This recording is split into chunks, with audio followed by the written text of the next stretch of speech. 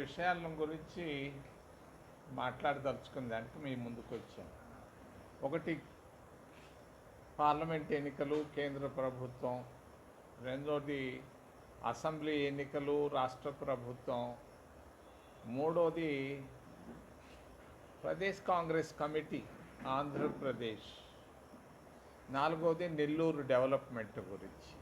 ఎన్నికలు దాదాపుగా పూర్తి కాబోతున్నాయి. పార్లమెంట్కి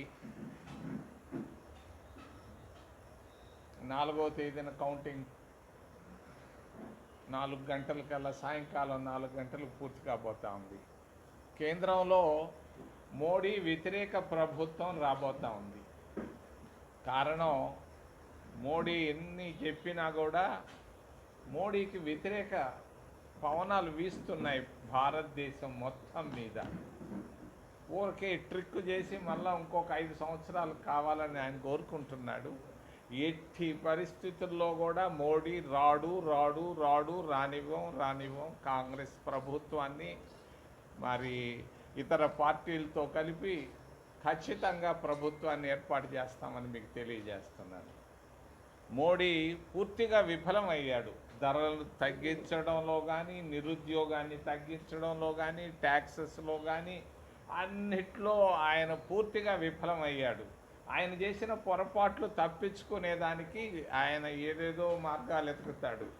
మరి ఒరిస్సాకి వెళ్ళి జగన్నాథ టెంపుల్ గురించి మాట్లాడతాడు. జగన్నాథ టెంపుల్ తాళాలు స్టాలిన్ చేతుల్లో ఉంటాయంటాడు. ఇటువంటి ట్రిక్కులతో రాజకీయం చేసుకొని ఏదో ఒక విధంగా అధికారంలోకి రావాలని ఎంతెంతో ప్రయత్నం చేస్తున్నటువంటి మోడీ పతనం ప్రారంభమైంది. అందరూ ఏదో చెప్తున్నారు కానీ నేను 150 సీట్లే ఇస్తున్నా లోక్సభకు భారతీయ జనతా పార్టీకి. ఒకప్పుడు అన్నదాత మాధవరావు అని ఉండేవాడు, ఆ దీపం పెట్టుకొని. నాకు తెలిసి 50-60 సంవత్సరాల క్రితం సుధాకర్ గారికి తెలిసి ఉంటారు ఆయన. ఆ రోజు వేరు, ఈ రోజు వేరు. భారతీయ జనతా పార్టీ ఏమి చేసింది? పేదవాళ్ళకి ఒక చిన్న మంచి పని చేసిందా? కోటీశ్వరులకు చేసింది. 16,000 కోట్లున్న అదానీని 16 లక్షల కోట్లు ఆస్తిపరుని చేసింది. ఇది వాళ్ళు సాధించింది. ఓయబ్బో ఎన్నో నేను 17 టెంపుల్స్కి నేనేదో చేశాను. హెరిటేజ్ సర్క్యూట్ అని చెప్పి కాంగ్రెస్ ప్రభుత్వంలో డబ్బులు తెచ్చాను. అక్కడ ఏదో ఆలయం కట్టుంటారు, అది వేరు. ప్రజల సమస్యలు వేరు. ప్రజల సమస్యలు పక్కదారిని పెట్టించి ఆయన తప్పు దారిలో తీసుకొని పోయాడు భారతీయ జనతా పార్టీని. పెద్ద మనిషి ఇతను పనికి మాలిన వాళ్ళు వీళ్ళిద్దరే ఈ భారతీయ జనతా పార్టీకి. ఒక పొట్ట ఆయన, ఇంకొక ఆయన గడ్డం ఆయన గురించి మీ అందరికీ తెలియని రహస్యాన్ని చెప్తాను. నేను వచ్చేటప్పుడు ముఖం కూడా కడుక్కోలేదు, పౌడర్ వేసుకోలేదు, దువ్విని కూడా దూకొని కూడా రాలేదు. మరి భారతదేశ ప్రధానమంత్రి మోడీ గారు బయట రావాలనంటే ఆయనకు ఒక పెద్ద స్టూడియో ఉంది. చాలా మందికి తెలియదు ఇది. అక్కినేని నాగేశ్వరరావుకి, ఎన్టీ రామారావుకి, వాణిశ్రీకి, శ్రీదేవిలకు కూడా ఇళ్లలో స్టూడియోలు లేవు. భారతదేశ ప్రధానమంత్రి మోడీకి ఒక పెద్ద స్టూడియో ఉంది. స్టూడియోలో గంట సేపు కూర్చుంటాడు ఆయన.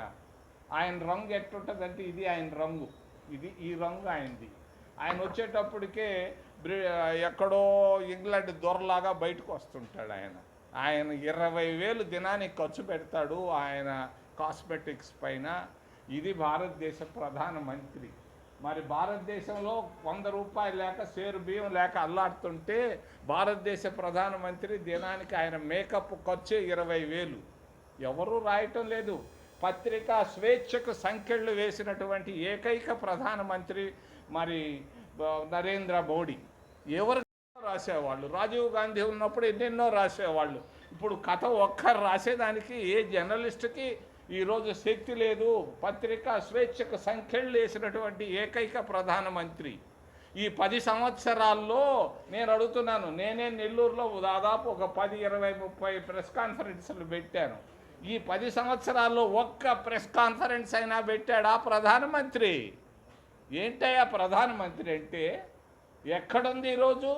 ఎవరైనా నోరు తెరిస్తే జైలు, నోరు తెరిస్తే ఆ అమ్మాయి కేసీఆర్ కూతురు పాపం ఏంది ఆ బిడ్డ చేసింది? ఏదో తిన్నది. ఎవరు తినలేదా? ఇప్పుడు భారతీయ జనతా పార్టీ వాళ్ళు తినటం లేదా? మిగిలిన వాళ్ళంతా నీతి పరులాడు ఉండేవాళ్ళు, నీ వెనకాల ముందుండేవాళ్ళు. అమిత్ షా సంగతి ఏంటి? ఏంది నువ్వు చేసింది ఏంటి? ఈరోజు భారతదేశానికి నువ్వు చేసింది ఒక మంచి పని చెప్పు. పతనం ప్రారంభమైంది, అది ప్రభుత్వం రాదు, ఖచ్చితంగా కేంద్ర ప్రభుత్వాన్ని కాంగ్రెస్ పార్టీ అధికారంలోకి రాబోతాం. మార్పు కోరుకుంటున్నారు ప్రజలు. మరి గత 5 ఏళ్లలో బాగా విసిగిపోయారు, బాగా నలిగిపోయారు. ఎలా ఈ పోస్టల్ బ్యాలెట్టే ఇండికేషన్. పోస్టల్ బ్యాలెట్లో ప్రభుత్వ ఉద్యోగస్తులు పోయి వేస్తే 99% వ్యతిరేకంగా పడ్డాయి, జగన్కు వ్యతిరేకంగా పడ్డాయి. ఏంటిది? ఇది ప్రజానాడి, ప్రజా సంకేతం. మరి రేపు రాబోయేటువంటి ఎన్నికల్లో ఆయన దాదాపుగా 4 నుంచి 5 వేల కోట్ల రూపాయలు ఖర్చు పెట్టాడు. మా ఫ్రెండ్ కుమారుడు జగన్మోహన్ రెడ్డి 4 నుంచి 5 వేల కోట్ల రూపాయలు ఒక్క గూడూరు రిజర్వ్డ్ స్థానంలో 45 కోట్ల రూపాయలు పంపించాడు. ఒక లాడ్జిలో పెట్టి, కొత్తగా కట్టినటువంటి ఎస్ఆర్ఎం లాడ్జిలో పెట్టి పోలీసుల చేత పంపించాడు, పంపిణీ చేయించాడు. మరి ఒక కేంద్రం, మా నియోజకవర్గంలో ఒక కేంద్రంలో ఒక్క అసెంబ్లీలోనే ఒక ఆయన పార్టీ నుంచి, జగన్మోహన్ రెడ్డి పార్టీ నుంచి 80 కోట్లు ఖర్చు పెట్టారు. ఈ విధంగా శ్రీకాకుళం నుంచి కర్నూలు దాకా దాదాపు 4,000 నుంచి 5,000 కోట్ల రూపాయలు ఖర్చు పెట్టి ఓట్లు కొనుక్కునేది ఏందయ్యా? అదేమి ఇది ఏమన్నా చిల్లర వస్తువులా? పోయేసి చిల్లర అంగడికి పోయి కొనుక్కున్నట్టు కొనుక్కున్నాడు ఓట్లు. ఈ తప్ప ఆయనకి ఏమి ఓట్లు పడలేదు. పడ్డాయి కొన్ని, నేను కాదంటాం లేదు, డబ్బుతో పడ్డాయి. మరి ఇండియన్ నేషనల్ కాంగ్రెస్ 28, 29 రాష్ట్రాలు కలిగినటువంటి పెద్ద దేశంలో 100 సంవత్సరాల చరిత్ర కలిగినటువంటి పార్టీ, మరి జగన్మోహన్ రెడ్డి ఆంధ్రప్రదేశ్ రాష్ట్రంలో ఖర్చు పెట్టిన దాంట్లో 5% ఖర్చు పెట్టలేకపోయింది. డబ్బుల్లో 5%. నేను చెప్తున్నాను, ఆయనకి పద్మశ్రీ అవార్డు ఇవ్వాలి, లేకుంటే పద్మవిభూషణ్ అవార్డు ఇవ్వాలి. ఆయన ఇంత డబ్బు ఎక్కడి నుంచి సేకరించాడు, ఎలా సేకరించాడు, ఎట్లా వచ్చిందో నాకైతే తెలియదు. కానీ మహామేధావి డబ్బులు సేకరించడంలో ఆయన పతనం కూడా ప్రారంభమైందని తెలియజేస్తూ ప్రదేశం గురించి కూడా ఒక మాట చెప్పాలనుకుంటున్నాను. మేమందరం ఆశించాం 6 నెలల నాడు కాంగ్రెస్ పార్టీ చాలా వైభవానికి వస్తుందని. మరి ఆశించినంత వైభవం రాలేకపోయింది. కారణాలు కొన్ని పొరపాట్లు జరిగాయి. కనీసం ఒక 5 నుంచి 10 అసెంబ్లీ సీట్లన్నా గెలుస్తాం అనుకున్నాం, 2 నుంచి 5 పార్లమెంట్ సీట్లన్నా గెలుస్తాం అనుకున్నాం. మా స్ట్రాటజీలో తప్పు వచ్చింది. షర్మిల గారు ఆ అమ్మ స్ట్రాటజీ రాంగ్. అట్లా చేసి ఉండకూడదు. ఆ అమ్మ అందరినీ కలుపుకొని పోయి ఉంటే బాగుండేది. 175 స్థానాలు ఉంటే 175 స్థానాలు అక్కడ రాజకీయ కమిటీ ఉంటే రాజకీయ కమిటీతో కూడా మాట్లాడింది 3 నిమిషాలు.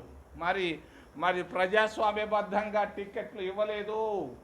ఇది వాస్తవం. మిగిలిన వాళ్ళు మాట్లాడలేకపోతున్నారు. ఇది రాజశేఖర రెడ్డి కాంగ్రెస్ కాదు, ఇది ఇండియన్ నేషనల్ కాంగ్రెస్. మరి దీంట్లో ప్రజాస్వామ్యబద్ధంగా జరగాలి, జరగలేదు. పొరపాట్లు ఎవరు డబ్బులు ఇచ్చారో నాకు తెలీదు, ఎవరు తీసుకున్నారో తెలీదు. టిక్కెట్ల విషయంలో డబ్బులు మారినాయని అందరూ అనుకుంటున్నారు. ఏది వాస్తవం ఏది అవాస్తవం తేలాల్సిన అవసరం ఉంది. తప్పు జరిగింది కాంగ్రెస్లో, జరగకూడదు భవిష్యత్తులో. తప్పు ఇది. మరి చివరి విషయం నెల్లూరు